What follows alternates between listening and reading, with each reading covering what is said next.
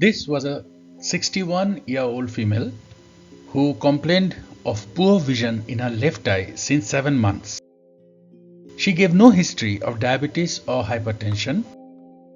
On evaluation, best corrected visual acuity of her right eye was 6/6 and no abnormality was detected.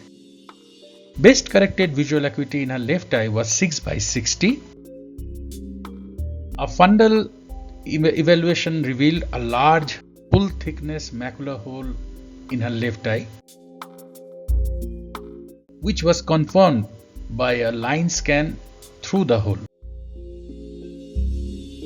We measured the aperture size of the hole and it was more than 750 microns. So we diagnosed her to be suffering from a large macular hole.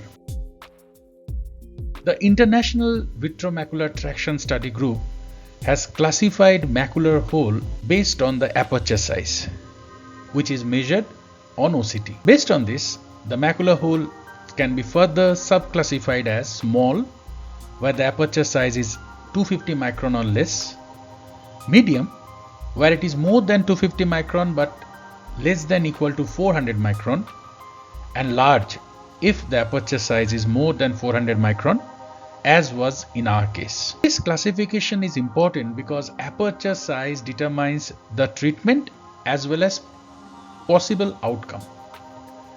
For small to medium holes, success rate regarding hole closure is very high with vitrectomy alone. For large macular hole, as in our case, success rate of hole decreases with increasing aperture size, and additional steps like internal limiting membrane flap creation should be considered. As our case was that of a large macular hole, we decided to do a microincisional vitreous surgery along with an ILM flap creation to cover the hole and SF6 gas injection. This is the video of the surgery. Step 1 of any macular hole surgery is vitrectomy. In our case, there was already pre-existing posterior vitreous separation, so we could easily remove the central vitreous as well as the posterior hyaloid. Next, we injected triamcinolone acetonide to ensure we had really removed the posterior hyaloid. This was confirmed as all residual deposits of triamcinolone could be easily aspirated out by the cutter, a clear sign that there was no residual vitreous, because otherwise the triamcinolone would have stuck to that. Next, we stained the ILM with brilliant blue dye, and then with the help of an ILM forceps gradually created a large temporal ILM flap and covered the hole with the ILM flap.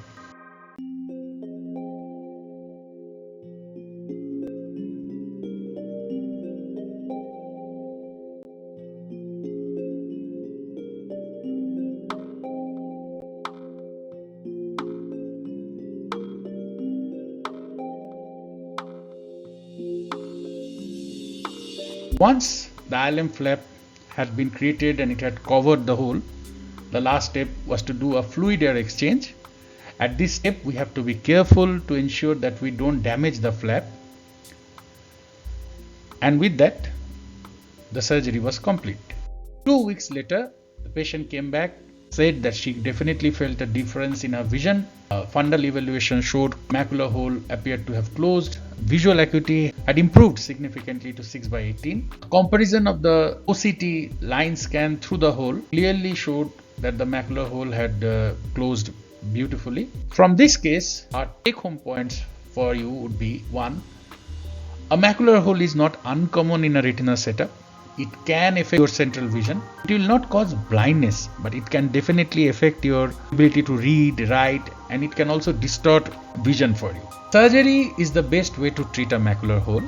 There have been some drugs which have been tried, though they are not available in India, as an option to non-surgically treat small macular holes. But once there is a full thickness macular hole, for all practical purposes, retinal surgery, that is a vitrectomy, is the best way forward. For patients presenting with large macular holes, as in our case, certain additional procedures like ILM flap creation should be considered, because they definitely increase the chances of successful closure. If you know someone who has been diagnosed with a macular hole, please do let him know or let her know that all macular holes should be treated. And yes, if the hole is really old or very large, we may not be able to recover much vision, but there are ways now to successfully treat even large macular holes. Thank you.